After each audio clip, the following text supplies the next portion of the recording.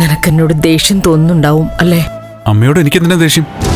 സിദ്ധുവിന്റെ കാര്യത്തില് എന്റെ വിഷമം കണ്ടിട്ടാണല്ലോ നീയും ദേവികയും തമ്മിൽ അഭിപ്രായ വ്യത്യാസം വന്നത്.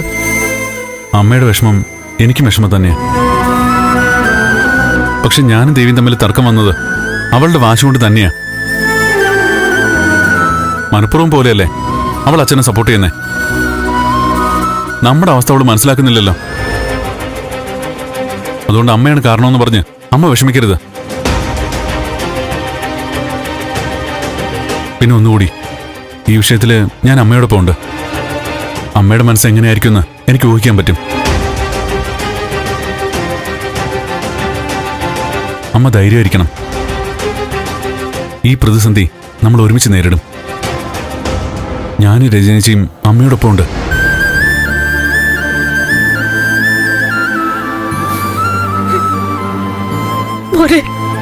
അമ്മേ, മതി.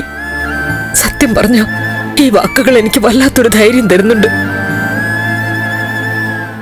മക്കള് തരുന്ന ബലം അതൊരു വലിയ ശക്തിയാ.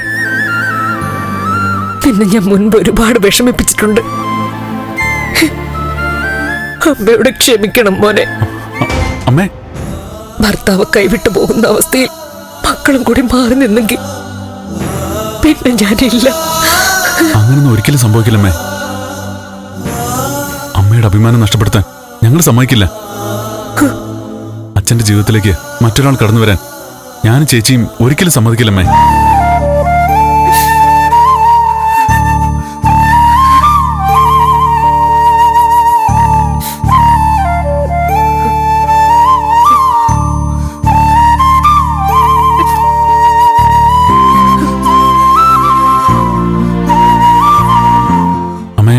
അമ്മ ഇങ്ങനെ സങ്കടപ്പെടല്ലേ.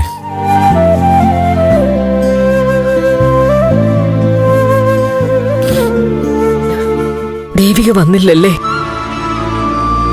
അവൾ അവളുടെ വീട്ടിലുണ്ട്. അവിടെ നിൽക്കുക. അവൾ അങ്ങോട്ട് പോയോ? നിന്നോട് എന്തെങ്കിലും പറഞ്ഞിരുന്നോ? ഇല്ല. അവൾ എന്തിനാ അങ്ങോട്ട് പോയത്? അവൾക്ക് അങ്ങനെ തോന്നിക്കാണും. കുറച്ചുമ്പോ അവളുടെ അമ്മ വിളിച്ചപ്പോഴാ അറിയുന്നേ അവൾ അവിടെ ആണെന്ന്. അവൾ എപ്പോ വരുമെന്ന് വല്ലതും പറഞ്ഞോ? ഇല്ല. നീ ചോദിച്ചില്ലേ? ഞാൻ എന്തിനാ അമ്മ ചോദിക്കുന്നേ? എന്നോട് ഒരു വാക്കുപോലും പറയാതെ പോയതല്ലേ. അവക്ക് തോന്നുമ്പോ വരട്ടെ. നന്ദ, അങ്ങനെ തോന്നുമ്പോ വരാനും പോകാനും നീ സമ്മതിക്കരുത്. അവള് നമുക്കെതിരാ. നമ്മൾ പറയുന്ന ഒന്നും അനുസരിക്കുന്നില്ല. ഒക്കെ ശരിയാ. പക്ഷേ അവളുടെ മേലുള്ള നിയന്ത്രണം അയഞ്ഞു പോകരുത്. ഇപ്പൊ അവളെ നീ അവിടെ നിൽക്കാൻ സമ്മതിച്ചു എന്നിരിക്കട്ടെ. അതവൾക്ക് സ്വാതന്ത്ര്യമെടുക്കലിന്റെ തുടക്കമാവും. അത് ക്രമേണ ശീലമാവും. അവൾ എവിടെയെങ്കിലും പോകുമ്പോ നിന്നോട് പറയണമെന്നില്ല എന്നുള്ളത് നീയും അറിയാതെ അംഗീകരിക്കുന്നത് പോലാവും. നീ അത് സമ്മതിക്കരുത് നന്ദ. നീ അവിടെ ചെല്ലണം, കാര്യങ്ങൾ ചോദിക്കണം. അമ്മേ, അവൾ അവൾക്ക് തോന്നി എന്താന്ന് വെച്ചാൽ ചെയ്യട്ടെ.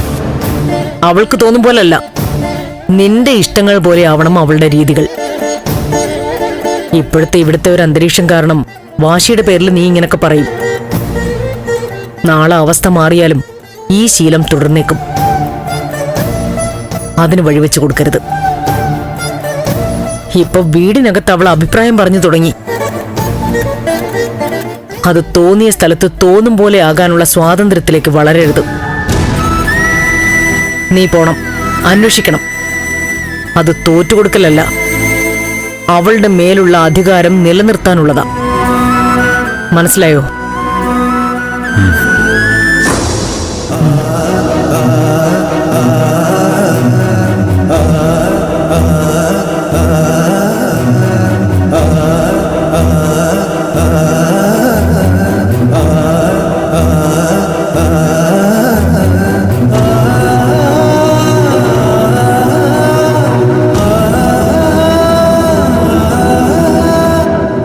ഫ്ലവേഴ്സ് സ്മാർട്ട് ഷോ ശനി ഞായർ ദിവസങ്ങളിൽ രാത്രി 9:30 ഫ്ലവേഴ്സിൽ.